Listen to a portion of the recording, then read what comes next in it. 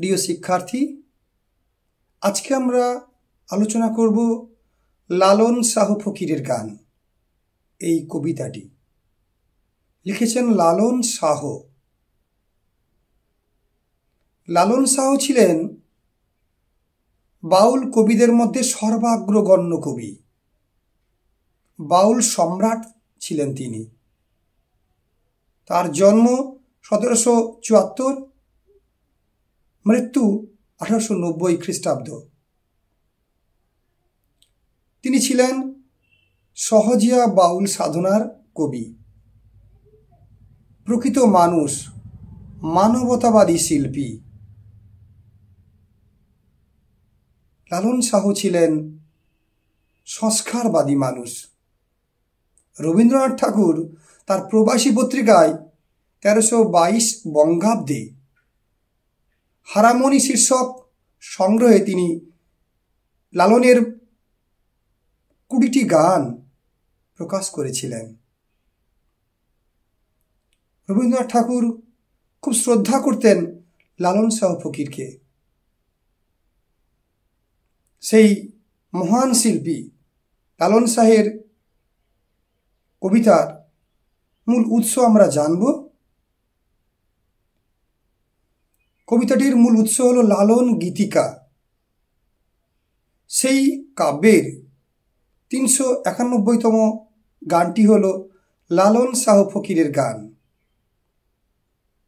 এটি সম্পাদনা করেছিলেন ডক্টর মতিলাল দাস এবং পীযূষ কান্তি মহাপাত্র মহাশয়। আমরা এখন কবিতার চরণ ধরে ধরে আলোচনা করব। লালন শাহ ফকিরের গান, কবি লালন শাহ। মানুষ ভজলে সোনার মানুষ হবি। ভজলে অর্থাৎ ভজনা করলে বা উপাসনা করলে। সোনার মানুষ অর্থাৎ পরমাত্মার সান্নিধ্য প্রাপ্ত শ্রেষ্ঠ মানুষ। মানুষ ভজলেই সোনার মানুষ হওয়া যায়। মানুষের মধ্যে আছে মান এবং হুঁশ। মন আছে বলেই তো মানুষ। এই মানুষই হয় মনীষী, মুনি, মহামানব। মানুষের মনুষ্যত্বই হচ্ছে তার আসল সত্তা। মানুষ যদি মানুষের ভজনা অর্থাৎ সুখে দুঃখে পাশে না থাকে, তাহলে মনুষ্যত্ব অর্জন করা যায় না, প্রকৃত মানুষ হওয়া যায় না। কারণ মানুষ তো মানুষের জন্য। মানুষ ছেড়ে খেপারে তুই মূল হারাবি। খেপারে অর্থাৎ জ্ঞান শূন্য। কবি মানুষকেই বলেছেন খেপারে। তুই মূল হারাবি। মূল অর্থাৎ ভিত্তি। কবি বলেছেন যে মানুষের সঙ্গ ছেড়ে বিরাগী হয়ে তীর্থে তীর্থে ঘুরে বেড়ালেই সাধনা সিদ্ধ হয় না। ভালোবাসার ছায়া সুনিবিড় শান্তির নীড় রচিত হয় না। বরং মানুষের থেকে বিচ্ছিন্ন হলেই মানুষ ছিন্ন হয়ে পড়ে। বহিরঙ্গে মানুষ, কিন্তু অন্তরঙ্গে পশুবোধ হলেই মানুষ তার মূল সত্তা হারিয়ে ফেলে। দ্বিদলের মৃণালে সোনার মানুষ উজ্জ্বলে। দ্বিদলের, দুটি দল। মৃণাল অর্থাৎ পদ্মের নাল বা ডাঁটা। দ্বিদলের মৃণালে সোনার মানুষ উজ্জ্বলে। সোনার মানুষ এখানে কিন্তু ঈশ্বর, বাউলের মনের মানুষ। দ্বিদলের মৃণালে এর অর্থ খুবই গভীর। ব্যঞ্জনার্থে দুটি ভ্রুর মধ্যবর্তী অংশ। এই গভীর অংশ সংক্ষেপে আমরা জানব। এর অর্থ হচ্ছে বাউল সাধনার দেহতত্ত্বের এক বিশেষ পদ্ধতির কথা এখানে বলা হয়েছে। দেহের নিম্নভাগের বিভিন্ন অংশ থেকে নাভিমূল, বক্ষ, কণ্ঠ হয়ে ভ্রুযুগলের মাঝে নিয়ে গিয়ে মনকে বসাতে পারলেই পরম সুখের অনুভূতি হয়।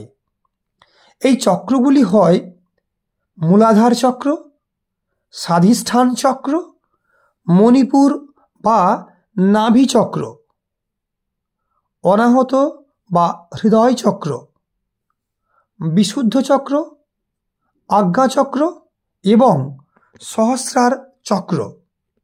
এই 7টি চক্রের মধ্যে রয়েছে আজ্ঞা চক্র, যেটি রয়েছে দুটি ভ্রুর মধ্যবর্তী অংশে। তার দুটি নাড়ি রয়েছে, ইড়া ও পিঙ্গলা।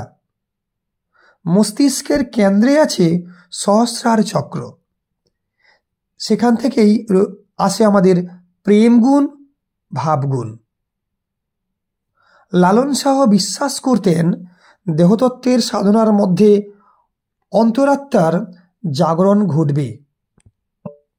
মানব লোকের এই আয়নাঘরেই সোনার মানুষ উজ্জ্বল হয়, অর্থাৎ জীবাত্মা এবং পরমাত্মার মিলন সাধন ঘটে। মানুষ গুরু কৃপা হলে জানতে পাবি। গুরু, গু মানে তমসা ও রু মানে আলো। গুরু অর্থাৎ যিনি অন্ধকার থেকে আলোর পথ দেখান। মানুষ গুরু মানে সিদ্ধ পুরুষ। মানুষ গুরু কৃপা হলে জানতে পাবি। গুরুর দেখানো পথেই সোনার মানুষকে জানতে পারা যায়, পরমাত্মাকে পাওয়া যায়। গুরু তো পথ প্রদর্শক, তিনি তো আলোর দিশা দেখান। এই মানুষে মানুষ গাথা। গাথা অর্থাৎ গুণ বা কথন। মানুষ অর্থ দুটি এখানে, বহিরঙ্গে মানুষ, অন্তরঙ্গে সোনার মানুষ বা মনের মানুষ বা পরমাত্মা। সমাজ থেকে বিভেদ বৈষম্যের বিষ বৃক্ষ উপড়ে ফেললেই, সংকীর্ণ বেড়াজাল সরালেই মানুষের যথার্থ মুক্তি। মুক্তির আলোকে অবগাহন করলেই মানুষ হয় অমৃতের পুত্র। দেখ না যেমন আলেকলতা। আলেকলতা হলো স্বর্ণলতা।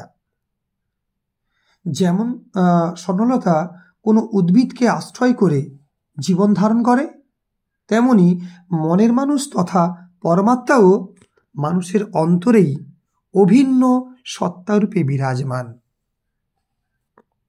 জেনে শুনে মুড়াও মাথা যাতে তরবি।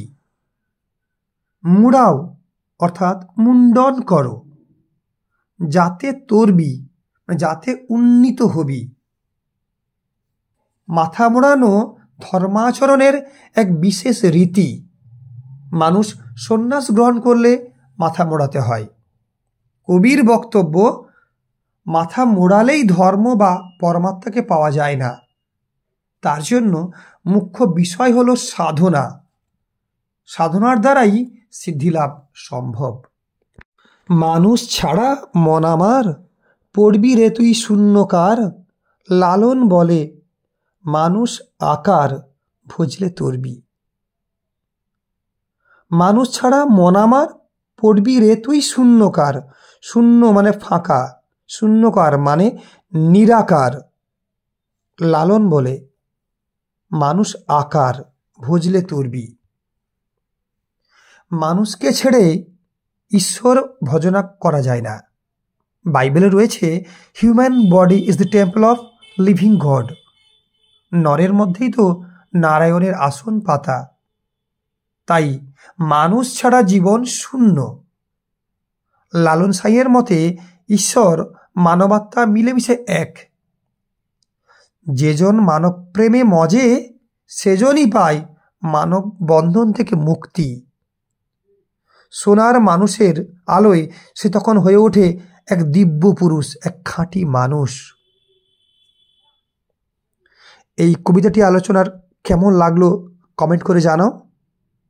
লাইক করো, শেয়ার করো এবং সাবস্ক্রাইব করে দাও। সবাই ভালো থাকো।